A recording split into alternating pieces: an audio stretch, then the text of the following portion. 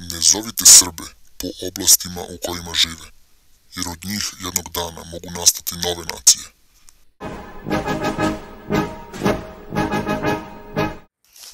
Mi Srbi smo, nažalost, narod koji se lako asimilizuje. Asimilizovali smo se u Hrvate, Mađare, Rumune, Bugare, Albance, Ukrajince, Crnogorce, Makedonce, Bošnjake itd. A kada se utopimo u druge narode, onda postajemo ekstremni nesrbi i srbomrsci. O svemu ovome napravit ću detaljno posebne videe.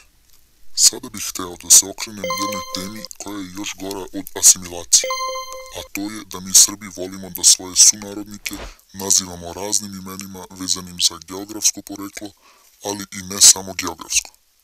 Na primjer, Srbe koji žive na Kosovu i Metohiji ili koji su raseljeni sa Kosova i Metohije zovemo Kosovari ili kada hoćemo da ih uvredimo Šiptari, što samim tim znači da želimo da im poručimo da nisu jedni od nas, to jest da nisu Srbi.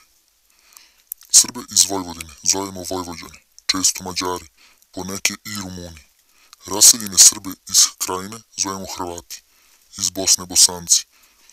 One koji se prezivaju na ov zovemo Bugari itd.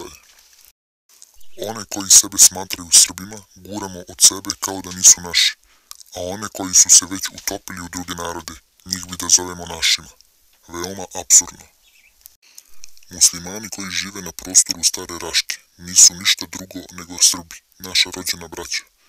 Menjali su veru za vreme Turaka iz raznih razloga, ali su i dalje imali svest da su Srbi. I tako je bilo do Drugog svjetskog rata. Tada su fašisti okrenuli Srbe muslimane protiv Srba pravoslavaca.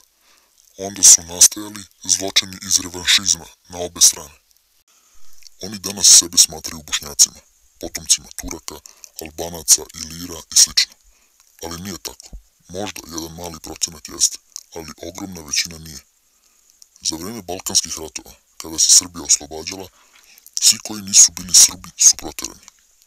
A s obzirom da su oni ostali, logično je da su se izjašnjavali kao Srbi.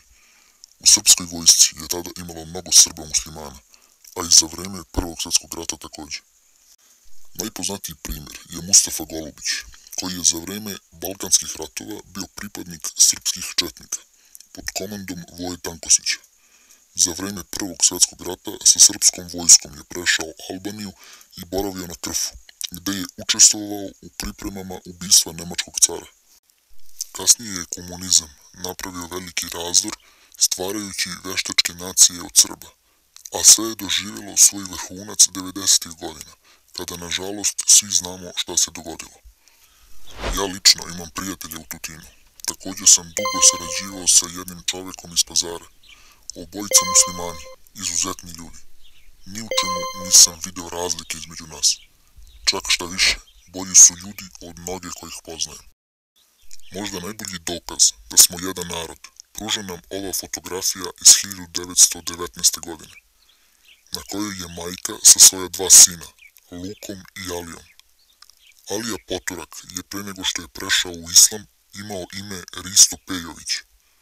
Ova majka je sa svoja dva sina dobila spomenik u Prijepolju, kome su deca iz Prijepolja dala naziv Braća zauvek.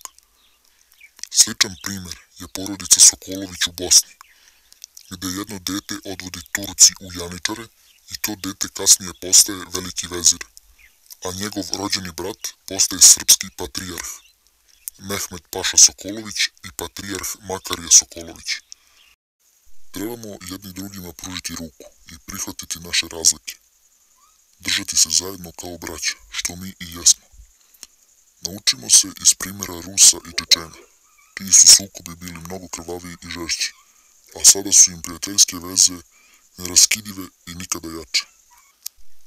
Muftija Zukorlić je jednom prilikom izjavio: i u hrišćanstvu i u islamu ćemo naći mnogo argumenata da budemo na istoj strani, a ni jedan pravi argument da budemo na suprotstavljenim stranama.